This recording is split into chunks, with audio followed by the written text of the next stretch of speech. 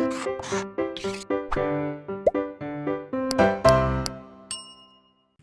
प्यारे बच्चों, मैं स्वागत करता हूं आपका ब्लूप्रिंट डिजिटल पर। और मेरा नाम है वसीम चौहान। मैं हूं बेटा आपका विज्ञान का टीचर। क्लास 10th का साइंस में पढ़ रहे हैं और केमिस्ट्री पढ़ रहे हैं हम। और बेटा रसायन विज्ञान में हम जो पढ़ रहे हैं चैप्टर, उसका नाम है धातु एवं अधातु। अब तक मैं 2 भाग इसके आपके लिए बेटा बना चुका। आज मैं बेटा आपके लिए तीसरा भाग लेकर आया हूँ। और इस भाग में मैं आपको बताऊँगा आयनिक यौगिक के बारे में, है ना। इसको हम इंग्लिश में आयनिक कंपाउंड भी कहते हैं। बेटा आपसे पहले मैंने आपको धातु और अधातु के बारे में बताया, और लास्ट लेक्चर में हमने बात की थी कि जो धातु होती है उनके रासायनिक गुण क्या होते हैं। तो बेटा आपको अपना रजिस्टर और पेन साथ में लेकर बैठना है, चीज़ों को बिल्कुल फोकस के साथ नोट करते जाना है। आइए शुरू करते हैं भाग 3। देखो, आयन आयन जो हमारे यौगिक हैं वो क्या होते हैं। हमने पढ़ा धातु और अधातु। धातु और अधातु जब आपस में परस्पर अभिक्रिया करते हैं तब वहाँ से जो आपको यौगिक प्राप्त होंगे, तो बेटा उन्हीं यौगिक को मैं क्या बोलता हूँ, आयन यौगिक कहता हूँ। मेरी बात समझो ध्यान से कि यहाँ पर एक शब्द आया है यौगिक। यौगिक को इंग्लिश में कंपाउंड कहते हैं। तो यौगिक कैसे बनते हैं, जब 2 या 2 से ज़्यादा तत्व आपस में बेटा एक निश्चित अनुपात में अभिक्रिया करते हैं, तो तत्वों की अभिक्रिया से जो चीज़ आपको बनेगी, जो आपको प्राप्त होगा वहाँ से, उसी को बेटा मैं क्या बोलता हूँ, यौगिक। लेकिन ये यौगिक कौन से हैं, आयन वाले हैं। तो आयनिक यौगिक तभी बनेंगे जब हमारे जो दोनों तत्व हैं उनमें से एक तत्व होना चाहिए बेटा धातु और दूसरा होना चाहिए अधातु। यानी अगर इसको परिभाषित किया जाएगा तो क्या आएगा कि बेटा धातु एवं अधातु, धातु एवं अधातु की जो आपस में बेटा क्या हो रही है, अभिक्रिया हो रही है, अभिक्रिया हो रही है। तो धातु और धातु की आपस में अभिक्रिया द्वारा जिन यौगिकों का निर्माण होता है, उन्हें यौगिक को बेटा मैं क्या बोलता हूँ, आयनिक यौगिक कहता हूँ। एग्जाम्पल देखो, उदाहरण के रूप में अगर मैं आपसे कहूँ, एक हमारे पास होता है नमक। नमक का मतलब NaCl। दूसरा होता है बेटा हमारा एक ये हो जाएगा, है ना बेटा। और इसी के साथ एक ये हो सकता है। तो ये देख रहे हो आप, ये सारे यौगिक हैं, और ये सारे यौगिक कैसे, आयन यौगिक हैं। इसमें दोनों चीज मिलेंगे आपको, धातु भी और अधातु भी। जैसे यहाँ पर Na धातु है, Cl अधातु है। मैग्नीशियम यहाँ पर धातु है, Cl2 यहाँ पे क्या है, अधातु है। Al यहाँ पे धातु है और Cl यहाँ पे अधातु है। तो मतलब अल्टीमेटली वही बात है कि धातु और अधातु से मिलकर बनते हैं। अब ये अभिक्रिया कैसे होती है, इसको हमें समझना है ना। तो बेटा इसका जो पूरा मतलब कैसे ये बना है उसके बारे में बात करेंगे हम। तो जैसे बात समझो कि हमें NaCl बनाना है, तो NaCl के लिए बेटा आपको क्या चाहिए, Na चाहिए, और एक बेटा जो दूसरी चीज चाहिए उसको क्या बोलते हैं, Cl कहता है। देखो कहानी क्या होती है, कहानी कुछ ऐसा होती है कि जो हमारा सोडियम होता है उसका जो एटॉमिक नंबर होता है वो 11 होता है। 11 होता है तो मतलब इसका जो इलेक्ट्रॉनिक विन्यास होगा वो क्या होगा, 2 8 1। जो पहली शेल है इसकी, जो बाह्य कक्षा है, उसमें कितना होता है, 1 इलेक्ट्रॉन होता है। तो मैं क्या बता रहा था कि एक कॉन्सेप्ट होता है, उसको ध्यान से सुनना, कि कोई भी तत्व हमारा होगा और उसका जो परमाणु होगा वो ये चाहता है कि जो उसकी बाह्य कक्षा है उसमें 8 इलेक्ट्रॉन हो जाएं, उसका जो अष्टक है वो पूरा होना चाहिए।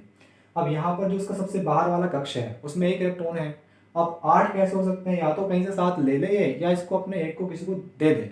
7 लेना इसके लिए मुश्किल है, 1 किसी को देना आसान है। यानी जो बेटा ये धातु वाला हमारा एटम होगा तो वो क्या करता है, अपने आउटर मोस्ट शेल में बाह्य कक्षक में जो उसके इलेक्ट्रॉन है उसको किसी को क्या करता है, दे देता है। यानी जो पहले सिर्फ क्या था बेटा, परमाणु था, अब वो जो है बेटा उसका क्या बन जाता है, आयन बन जाता है ना। आयन आएगा और ये जो इसके पास एक इलेक्ट्रॉन था ये किसी को बेटा उसका कर देता है, दे देता है। और देने की वजह से इसके ऊपर चार्ज आता है कैसा बेटा, प्लस का। ठीक है, तो मतलब अब ये परमाणु जो अब यहाँ से आयन में परिवर्तित हो चुका है ना। अब ये जब यहाँ से हो चुका है बेटा, तो अब इसके देखो जो टोटल इलेक्ट्रॉन कितने बच गए, पहली कक्षा में 2 है और दूसरे में 8 है। यानी आउटर मोस्ट शेल में इसके जो है पूरे 8 इलेक्ट्रॉन हो चुके हैं। ठीक है, अब दूसरी बात किसी करते हैं, अधातु की बात करते हैं। अधातु का जो है मैंने यहाँ पे लिया है Cl, है ना बेटा। Cl जो है आपका पता होगा एटॉमिक नंबर 17 होता है, और इसको अगर मैं इलेक्ट्रॉनिक विन्यास लिखूंगा तो कितना आएगा, 287। तो आउटर मोस्ट शेल में इसके बेटा कितने इलेक्ट्रॉन है, 7 इलेक्ट्रॉन है। इसको भी अपना अष्टक पूरा करना है, अपना जो ऑक्टेट पूरा करना है। आउटर मोस्ट शेल में 8 इलेक्ट्रॉन चाहिए होते हैं, बाह्य कक्षक में 8 इलेक्ट्रॉन की आवश्यकता होती है। अब देखो ये क्या करेगा, जो इलेक्ट्रॉन इसने क्या किया था, डोनेट किया था, जो सोडियम ने 1 इलेक्ट्रॉन दिया है उसी को बेटा ये एक्सेप्ट कर लेगा। यानी इसकी रिएक्शन क्या होगी कि यहाँ पे ये आएगा बेटा क्या, इलेक्ट्रॉन। और इलेक्ट्रॉन को गेन करने के बाद जो पहले क्या था, एटम था बेटा, अब वो जो हमारा क्या बन जाएगा, आयन बन जाएगा। Cl के ऊपर एक चार्ज आएगा नेगेटिव। यानी कि एक बात ध्यान रखो कि जो इलेक्ट्रॉन डोनेट करता है, जो इलेक्ट्रॉन किसी को देता है, उसके ऊपर जो आवेश आता है वो हमारा पॉजिटिव आता है, और जो इलेक्ट्रॉन को ले रहा है ग्रहण कर रहा है तो उसके ऊपर जो आवेश आता है बेटा कैसा आता है, माइनस आता है, नेगेटिव आता है। अब इसके पास इलेक्ट्रॉन टोटल कितने हो गए हैं, है ना बेटा, इसके पास 2 8, यहाँ पर आउटर मोस्ट जो शेल थी, कक्षक था, उसमें 7 थे, एक इलेक्ट्रॉन उसने ले लिया है तो बेटा इसके भी क्या हो गए, 8 हो गए हैं। यानी अब ये भी स्थिर हो गया है और ये भी स्थिर हो गया है। ये 8 इलेक्ट्रॉन का कॉन्सेप्ट क्या है, ये 8 इलेक्ट्रॉन क्यों चाहते हैं कि हमारी बाह्य कक्षा में 8 इलेक्ट्रॉन हो, स्थिरता के लिए चाहते हैं, है ना बेटा। इस अवस्था में हमारा स्थिर नहीं था, ये अब यहाँ पर आके स्थिर हो गया है, और ये भी हमारा इस अवस्था में स्थिर नहीं था, अब ये हमारा यहाँ पर आगे बेटा स्थिर हो गया है। अब और ज़्यादा स्थिर था, है ना, मतलब अभी ये स्थिरता यहाँ पर आ गई है, लेकिन ये क्या चाहते हैं कि जितनी ज़्यादा स्थिरता आ जाए उतना ज़्यादा अच्छा होता है। तो ये जो आयन बने हैं, ये पॉजिटिव आयन भी और ये जो हमारा नेगेटिव आयन बना, ये भी आपस में बेटा मिल जाते हैं, क्योंकि स्थिरता जो आएगी जब ये आपस में मिल जाएंगे तब वहाँ पर और ज़्यादा स्थिरता आती है। यानी कहानी बेटा ये होगी यहाँ से कि नेक्स्ट में क्या होगा, जो हमारा ये वाला आयन था Na+ वाला, और एक ध्यान रखना कि ये जो हमारा होता है ये गैसेज स्टेट में होता है ना, गैस स्टेट में ये आपस में मिल पाते हैं गैसीय अवस्था में, पर वो बड़ी क्लास में आएगा। अभी के लिए आप इतना ध्यान रखो कि ये जो सोडियम का आयन बना था और यहाँ पर क्लोरीन का आयन बना है, ये दोनों बेटा आपस में क्या हो जाएंगे, मिल जाएंगे। खुद देखो कि इस पे जो आवेश है वो कैसा बेटा, पॉजिटिव है, उस पर कैसा चार्ज है, नेगेटिव है। इनके बीच में बेटा एक इलेक्ट्रोस्टैटिक फोर्स लगता है, एक विद्युत स्थिर एक बल लगता है बेटा, ठीक है। तो वो जो बल होता है वो बहुत ज़्यादा मतलब शक्तिशाली होता है। खुद देख लो कि पॉजिटिव नेगेटिव के बीच में आपस में एक आकर्षण का बल लगेगा, इलेक्ट्रोस्टैटिक फोर्स कहते हैं, विद्युत स्थिर बल कहते हैं उसको। तो जो इतना वो बलशाली बल है, मजबूत बल होता है, उसकी वजह से दोनों मिल जाते हैं और बेटा आपस में मिलकर एक कंपाउंड बनाते हैं, उसका नाम होता है NaCl, ठीक है। इस तरीके से हमारे जो आयन कंपाउंड होते हैं या आयन यौगिक हैं वो हमारे बेटा बनते हैं, ठीक है। एक एग्जाम्पल बेटा मैं यहाँ से वो ले लेते हैं, तो आपको वीडियो को पॉज करो, जो चीज़ें मैंने आपको सारी सिखाई हैं उसको नोट कर लो, है ना। जो बातें मैंने बताई कि जो एटम की फॉर्म में होता है मतलब, तो उसमें स्थिरता कम होती है, आयन की फॉर्म में आके स्थिरता बढ़ जाती है, लेकिन अगर वो फिर आयन आपस में मिल जाएंगे तो स्थिरता और ज़्यादा बढ़ जाती है। तो स्थिरता को बढ़ाने के लिए ये हमारे क्या बनते हैं बेटा, यौगिक बनते हैं, ठीक है। तो ये मैं रख कर रहा हूँ उसको पूरे को। आगे देखो एक उदाहरण और देख लेते हैं, मैग्नीशियम वाला बेटा, एक बार हम क्या कर लेते हैं, उदाहरण देख लेते हैं। तो देखो यहाँ पर है मेरे पास मैग्नीशियम क्लोराइड, यानी कि यहाँ पर एक मैग्नीशियम है और एक क्या, क्लोरीन है। अब मैग्नीशियम की बात देखो, मैग्नीशियम का जो एटॉमिक नंबर 12 होता है तो इसका इलेक्ट्रॉनिक विन्यास होगा 282, है ना। यानी कि जो बाह्य कक्षा 2 इलेक्ट्रॉन है, मैंने फिर बताया कि बाह्य कक्षा में स्थिरता के लिए 8 इलेक्ट्रॉन चाहिए, है ना। तो ये क्या करेगा, स्थिरता लेने के लिए 2 इलेक्ट्रॉन किसी को दे देगा, है। तो जो पहले एटम था, अब वो एटम से बेटा जो है आयन बन जाएगा, 2 इलेक्ट्रॉन इसने क्या किए हैं, डोनेट कर चुका है, किसी को दे चुका है। तो जो जितने इलेक्ट्रॉन डोनेट करेगा उतना इसके ऊपर चार्ज आ जाता है। जैसे सोडियम ने पिछले केस में 1 इलेक्ट्रॉन डोनेट किया था तो 1 चार्ज आ गया था, इसने 2 इलेक्ट्रॉन किए डोनेट तो इसके ऊपर 2 आएंगे, और जो 2 इलेक्ट्रॉन इसने डोनेट किए बेटा वो यहाँ पर हमें क्या करना पड़ेगा, लिखना पड़ेगा, ठीक है। तो अब ये मैग्नीशियम का जो परमाणु था, एटम था, वो भी क्या बन गया है, मैग्नीशियम का आयन बन गया है। तो बेटा अगर आयन मेरा कैसा है, पॉजिटिव वाला आयन है, तो उसको एक नाम देते हैं, उसको बेटा एक नाम देते हैं क्या, पॉजिटिव आयन को कैटायन कहा जाता है। ये आपको बिल्कुल ध्यान रखनी बात, ठीक है बेटा। चलो तो अब इतना हो चुका है। अब दूसरी बात देखो, यहाँ पर क्या है बेटा, हमारे पास Cl है, बस इतना ध्यान देना कि यहाँ पर जो Cl थे वो 2 थे, कितने थे, 2। तो एक अगर मेरे पास Cl है तो अभी मैंने देखा इसके बारे में कि इसका 287 आउटर मोस्ट शेल में 7 इलेक्ट्रॉन होते हैं, एक इलेक्ट्रॉन को बेटा क्या करेगा, ये गेन कर लेगा, और गेन करने के बाद ये अपने आप में बेटा क्या बनेगा, Cl नेगेटिव आयन बन जाएगा। तो लेकिन यहाँ पर 2 यूज हुए ना, तो एक तो ये हो जाएगा, फिर दूसरा भी आएगा यहाँ पर ऐसे ही, ये भी इसको क्या करेगा, गेन करेगा और ये बन जाएगा, ठीक है। यानी यहाँ पर जो काम होने वाला है वो ये होने वाला है कि 2 Cl आएंगे, क्लोरीन के 2 एटम आएंगे, और वो 2 इलेक्ट्रॉन ही बेटा मतलब क्या करने वाले हैं, ग्रहण करने वाले हैं, और यहाँ से जो आपको मतलब चीज़ मिलने वाली है, तो Cl के 2 आयन आपको मिलने वाले हैं। यानी यहाँ पर आपको Mg2+ मिला है और यहाँ पर जो मिला ये मिला। अभी दोनों आपस में बेटा मिल जाएंगे, आयन आयन आपस में मिल जाएंगे, क्योंकि ये पॉजिटिव वाला आयन था, ये हमारा कैसा है, नेगेटिव वाला आयन है। अब कहानी क्या होगी बेटा, कहानी जैसे होने वाली है कि Mg2+ वो बेटा 2Cl नेगेटिव से मिलेगा, है ना। मैंने बताया था कि पॉजिटिव और नेगेटिव आयन में आपस में एक विद्युत स्थिर बल लगता है, इलेक्ट्रोस्टैटिक फोर्स लगता है, जो बहुत शक्तिशाली होता है, बहुत स्ट्रॉन्ग होता है। अब ये लगने के बाद जो कंपाउंड आपको मिलेगा, यौगिक मिलेगा, उसका नाम होगा बेटा MgCl2, मैग्नीशियम क्लोराइड। तो इसकी स्थिरता और ज़्यादा हो जाएगी।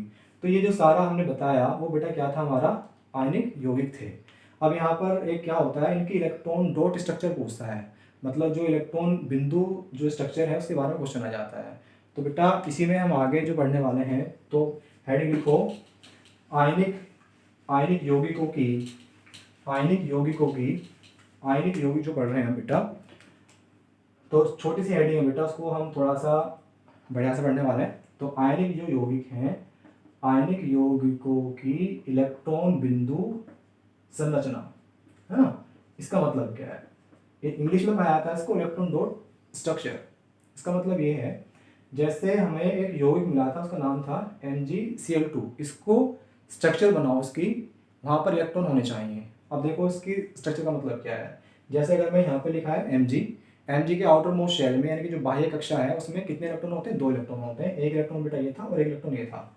यानी जो आप बना रहे हो वहाँ पर इलेक्ट्रॉन को आपको मेंशन करना पड़ेगा। और इसमें इस यौगिक में Cl कितने हैं? 2 Cl है बेटा। तो एक Cl बेटा मैंने यहाँ पे बनाया और एक Cl मैंने यहाँ पे बनाया, ठीक है।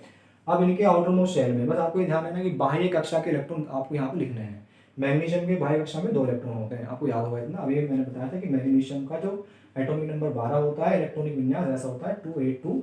9th क्लास का टॉपिक है, वहाँ पर आप देखना कि इलेक्ट्रॉनिक विन्यास हम कैसे लिखते हैं। तो बेटा 2 इलेक्ट्रॉन थे इसके आउटर मोस्ट शेल में, और ये जो क्लोरीन है इसके में 7 होते हैं। यानी कि मैं ऐसे बना लूँ 1 2 3 4 5 6 और 7, और इसके भी 1 2 3 4 5 6 और 7, 7 यहाँ पर 7 यहाँ पर।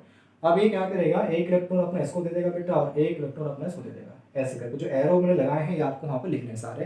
तो ये जो स्ट्रक्चर मेरी आई है, इसी को मैं बेटा क्या बोलता हूँ? इलेक्ट्रॉन डॉट स्ट्रक्चर कहता हूँ।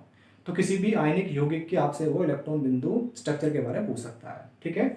जैसे एक एग्जाम्पल और देखो, अगर मैं यहाँ से पूछूं आपसे कि एक मेरे पास जो है नेक्स्ट वो CaCl2 है, इसका उसने पूछ लिया है इलेक्ट्रॉन बिंदु संरचना कैसे बनाओगे। तो जो जो इसमें एटम है वो यूज में, धातु जो है वो कैल्शियम है, तो ये लिखा मैंने यहाँ पे कैल्शियम। कैल्शियम के आउटर मोस्ट शेल में कितने इलेक्ट्रॉन होते हैं? 2 ही होते हैं, क्योंकि आपको पता होगा कैल्शियम का जो एटॉमिक नंबर कितना होता है? 20 होता है। और बेटा यहाँ पे कितना आएगा? 2, फिर इसमें 8 आएंगे, फिर इसमें 8 और यहाँ पर आएंगे 2, है ना। तो यहाँ से पता लगा हमें कि आउटर मोस्ट शेल में 2 इलेक्ट्रॉन है, तो एक इलेक्ट्रॉन ये और एक इलेक्ट्रॉन यहाँ पर। क्लोरीन है तो यहाँ पर क्लोरीन आएगा, एक क्लोरीन यहाँ पर आएगा, 7 इलेक्ट्रॉन 1 2 3 4 5 6 7, 1 2 3 4 5 6 7। और बेटा हमने क्या किया, इस इलेक्ट्रॉन को इस पर दे दिया, इसको दे दिया, तो हमारा ये बन जाएगा कंपाउंड का नाम होगा कैल्शियम क्लोराइड। तो इस तरीके से हम किसी भी आयनिक यौगिक की जो इलेक्ट्रॉनिक संरचना है वो इलेक्ट्रॉन के आधार पर उसको बना सकते हैं, ठीक है बेटा। इसको आप नोट करो, वीडियो को टाइम टाइम पे आपको पॉज करना होता है और चीज़ों को बिल्कुल ध्यान से नोट करना होता है। बेटा आगे जो पढ़ने वाले हैं हम, जो आयनिक यौगिक हैं इनके गुण के बारे में बात करते हैं कि जो इनकी केमिकल प्रॉपर्टी होती है, यानी कि जो प्रॉपर्टी होती है, गुण होते हैं, वो कैसे होते हैं, है ना बेटा। तो नेक्स्ट हेडिंग लिखो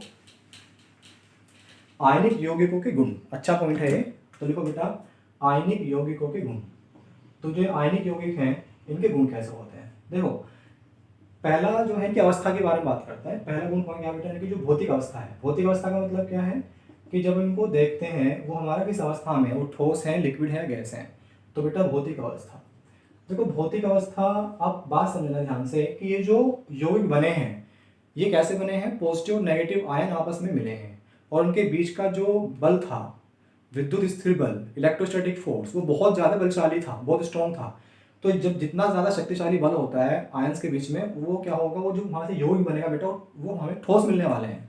तो जितने भी हमारे आयनिक यौगिक होंगे उनकी जो भौतिक अवस्था है वो बेटा मेरी कैसी होगी? ठोस होगी। ठोस अवस्था होती है इनकी, ध्यान रखना बेटा प्लीज़। और ठोस अवस्था क्यों होती है? क्योंकि वहाँ पर एक बल कार्य करता है, उनके आयंस के बीच में एक बल कार्य करता है, और उसका नाम क्या होता है बेटा? वैद्युत, उसका नाम क्या होता है? वैद्युत स्थिर बल होता है। तो वैद्युत स्थिर बल लगता है इनके बीच में, है ना। जैसे मैंने बताया था कि यहाँ पर क्या था मेरे पास, Na+ था, सोडियम का पॉजिटिव आयन था, और Cl का कैसा था बेटा? नेगेटिव आयन था। तो इनके यहाँ पर के बीच में बेटा पॉजिटिव और नेगेटिव के बीच में बल लगता है, बहुत ज़्यादा बलशाली होता है वो, उसी को बल को कहता हूँ विद्युत स्थिर बल, है ना। तो इसी की वजह से इनकी अवस्था क्या होती है? ठोस होती है, और इनके आयन बहुत पास पास आ जाते हैं। तो बेटा ये भौतिक अवस्था थी, है ना। सारे जितने भी हमारे आयनिक यौगिक होंगे तो उनका जो उनकी जो अवस्था है, भौतिक अवस्था, वो सबकी सॉलिड होने वाली है, ठोस होने वाली है ना बेटा। सेकंड देखो, नेक्स्ट जो पढ़ने वाले हैं इसमें हम, भौतिक अवस्था तो हो चुकी है। अब अगर इनको हम मेल्ट करना स्टार्ट करेंगे तो इनका गलनांक बिंदु क्या होगा, है ना बेटा। तो लिखो गलनांक। इसका मतलब क्या होता है कि अगर हम उसको ऊष्मा दे रहे हैं तो उनके गलने के चांसेस कितने, कितनी ऊष्मा पाकर वो अपनी जो ठोस अवस्था है उससे पिघल रहे हैं। तो गलनांक बिंदु के बारे में बात कर रहे हैं। देखो अभी मैंने एक बात बताई आपको कि क्योंकि इनके बीच में जो बल लगा है वो बहुत स्ट्रोंग है, शक्तिशाली बल है, तो वैद्युत स्थिर बल है इनके बीच में, या वैद्युत स्थिर बल के कारण ही इन यौगिकों का निर्माण होता है। तो वैद्युत स्थिर बल है, अब उसको तोड़ना पड़ेगा। अगर आप उसको गलाना चाह रहे हो तो इनका जो बीच का बल है, इतनी ऊष्मा देनी पड़ेगी कि जो इनका बीच का बल है वो खत्म हो जाए।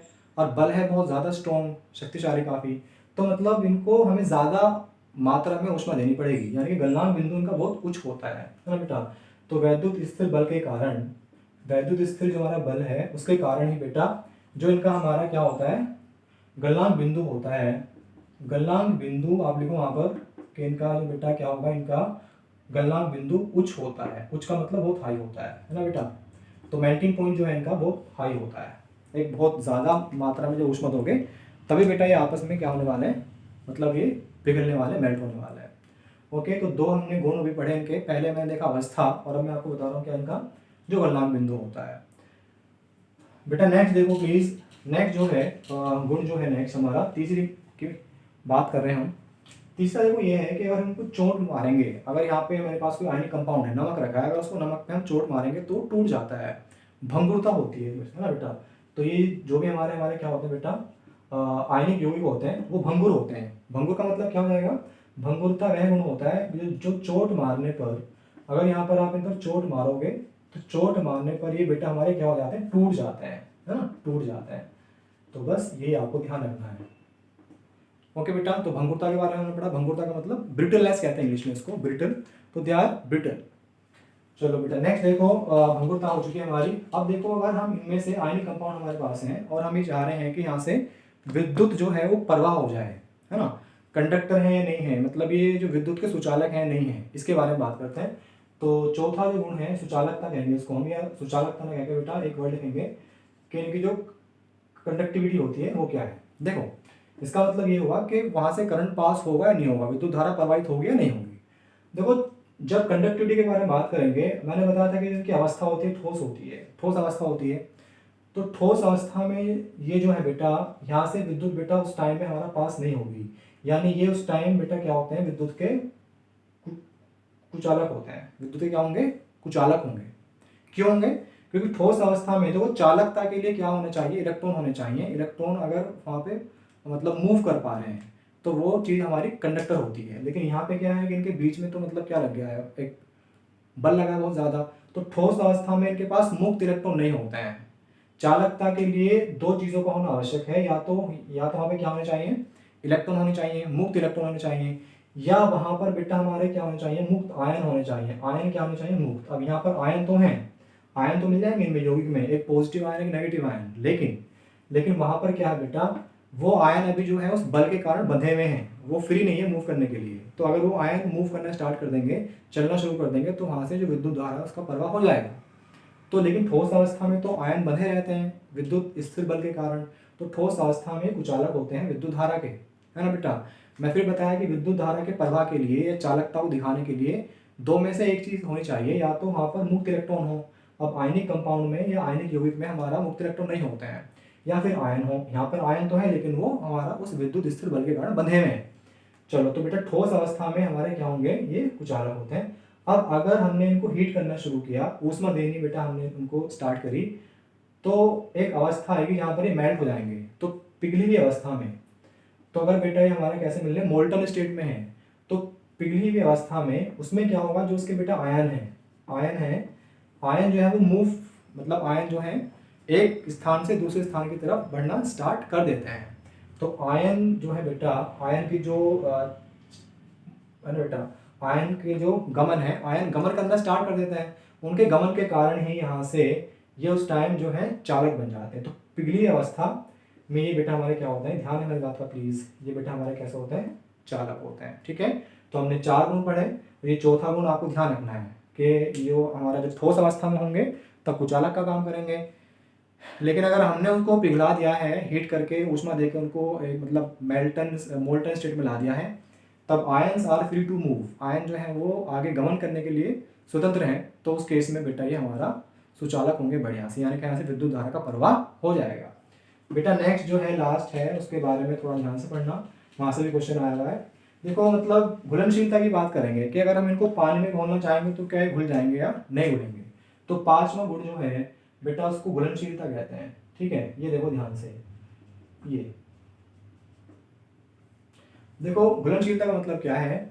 घुलनशीलता के लिए कॉन्सेप्ट होता है कि जो घोलने वाला है ना बेटा, इंग्लिश में उसको क्या बोलते हैं हम, सोलवेंट कहते हैं, है ना। मतलब ऐसे सोलवेंट जैसा हमारा क्या होता है ना, यही होता है, पानी होता है। तो पानी के ऊपर मतलब अगर घुलनशीलता की बात करूंगा, मेरी बात सुनना ध्यान से, जो ये पानी हमारा होता है, पानी जो है उस पर एक छोटा सा बेटा हमारा क्या रहता है, एक हमारा आवेश रहता है, एक छोटा सा आवेश रहता है पानी का मॉलिक्यूल के ऊपर। कैसे रहता है, जैसे हमारे पास पानी का जो सूत्र होता है H2O होता है, जल का सूत्र। अब इसकी संरचना अगर मैं आपको बताऊं तो वैसे नहीं होगा HOH, मेरी बात सुनो ध्यान से, ऐसे होती है, यहाँ पर के बीच में बॉन्ड बनता है, एक बॉन्ड रहता है, और इस बॉन्ड की वजह से यहाँ पे बेटा एक चीज होती है कि यहाँ पर एक छोटा सा बेटा क्या आ जाता है, चार्ज आ जाता है, उसके ऊपर भी छोटा सा आवेश आ जाता है। यानी जो जल का अणु है वो आवेशित होता है, जल का अणु आवेशित है, और ये आयन भी अपने आप में क्या होते हैं, आवेशित होते हैं। तो आवेशित चीज अगर घुलेगी तो आवेशित लिक्विड में वो बेटा हमारा घुल सकती है। यानी कि हमारे जो आयनिक यौगिक होंगे वो पानी में बेटा क्या होते हैं, घुलनशील होते हैं, है ना। तो कोई क्वेश्चन पूछे कि पानी में घुलनशील होते हैं, क्यों होते हैं, तो बता देना जो पानी का अणु होता है वो हमारा आवेशित होता है ना। जो बेटा हमारा क्या होता है, पानी का जो अणु है, तो उसका जो अणु होगा बेटा वो अपने आप में क्या होता है, वो भी अपने आप में, मैं इसको यहाँ पे लिख रहा हूँ कि पानी का अणु आवेशित होता है। तो उसके आवेशित होने के कारण आवेशित चीज को आवेशित चीज में घोला जा सकता है।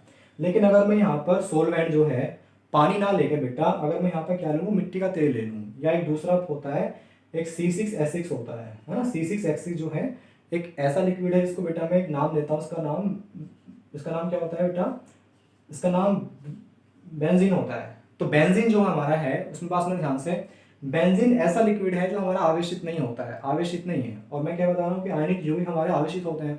तो बेंजीन क्योंकि खुद आवेशित नहीं है तो ये आयनिक यौगिकों को घोल नहीं सकता है ना। तो इसमें अगर हम नमक डाल देंगे बेंजीन में तो नमक इसमें घुलता नहीं है, पानी में घुल जाता है।